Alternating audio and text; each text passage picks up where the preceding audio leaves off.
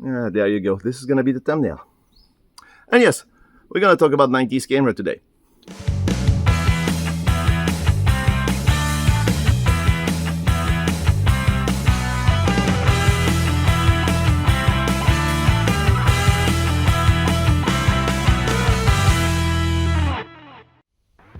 These are film cameras from the 1990s, and I think they deserve a much better reputation than the one they actually have. Don't get me wrong, I still love cameras like these. They're so cool, but have you seen for how much they sell these days? They're really expensive! And that's the first thing I'm gonna talk about today, the price. Look at this camera kit. It's an EOS Rebel XS with a lens and a pretty decent flash. And also this really cute and fashionable camera bag. Fashionable if you are in the 90s. And I only paid $30 for this camera kit. Pretty cheap, huh? But it is an entry-level camera. If you want something, let's say mid-range, for around $50 you can get this. And if you want to be fancier, what about this high-end camera or this professional model? That will cost you around $100, sometimes even less. $100 for a professional camera?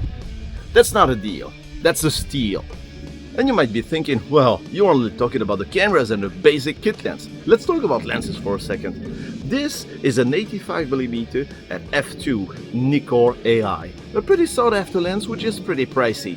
On the other hand, literally, there is the AF Nikkor 85mm at an aperture of 1.8. Technically a better lens, and guess what? Yes, it's cheaper. Better and cheaper. That would be a perfect sales pitch. Okay, now we know they're affordable, but what about the features? They're loaded with features. Most of them are autofocus, they're motor-driven. They have multiple exposure modes. So if you come from a point-and-shoot camera, you're gonna use these scene modes, which will ease up the learning curve until you went up to the more advanced settings. These being electronic cameras, they also get the TTL flash capability, and most of them have this pop-up flash that is not really powerful, but it can get you out of trouble in some situations. And just in case you're wondering why I'm always wearing these shoes, here's the reason why.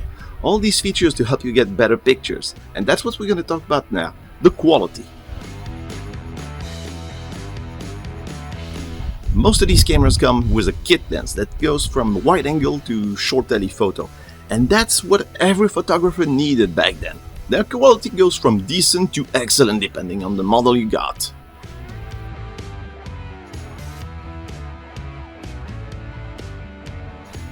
But if you're really picky, you can whack in a prime lens, even high-end ones from the digital camera era. Yes, modern-day lens on yesteryear's camera is technically possible.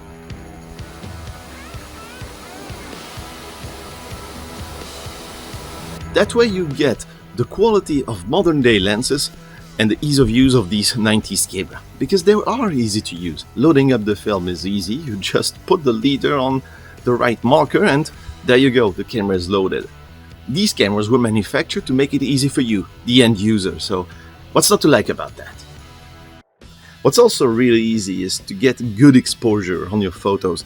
After all, the metering system on these cameras is really advanced, so it won't be fooled even in difficult lighting conditions. These are really exposure champions.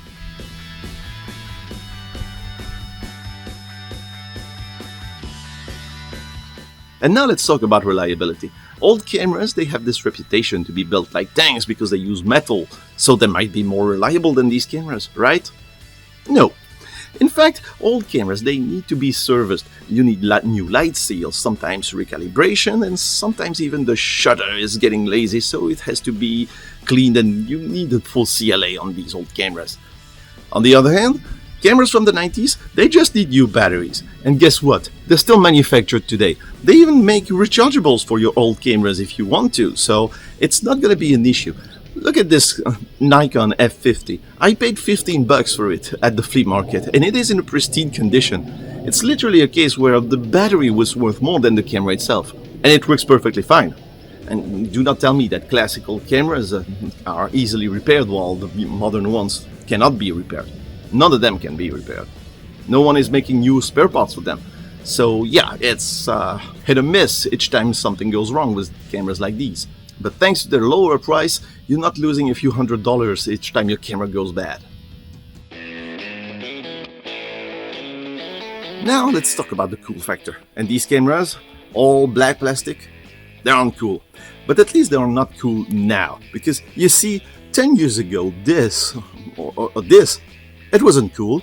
Nowadays, everyone likes that, but it wasn't cool. And in the 1990s and the early 2000s, if you had a camera like this, it was seen as something serious. On the other hand, if you had a classic camera, it looked like, well, you didn't have the money to get something better, so it wasn't cool back then. Nowadays, classic cameras are really cool. Everything depends on fashion. Maybe in a few years these will be fashionable and cool again. Who knows? But thanks to this video, you'll be one of the lucky ones who bought one of these when they were still affordable. That's worth a subscription and maybe a comment if you already did. So, does it mean I'm gonna throw away my vintage cameras? Not in this lifetime, I'm sorry.